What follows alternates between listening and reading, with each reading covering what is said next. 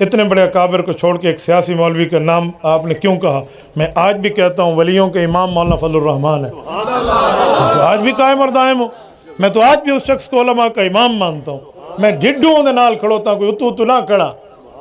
یہ کوئی بات ہے یار؟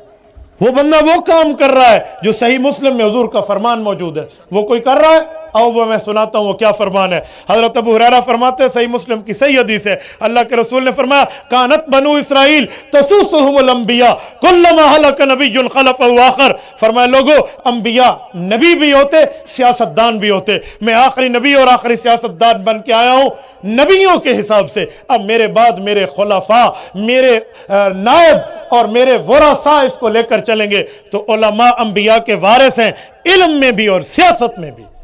سیاست کی وراثت اگر ملک پاکستان اور عالمی سطح پہ کوئی لے کر عالم چل رہا ہے تو اس کا نام مولانا فضل الرحمان ہے۔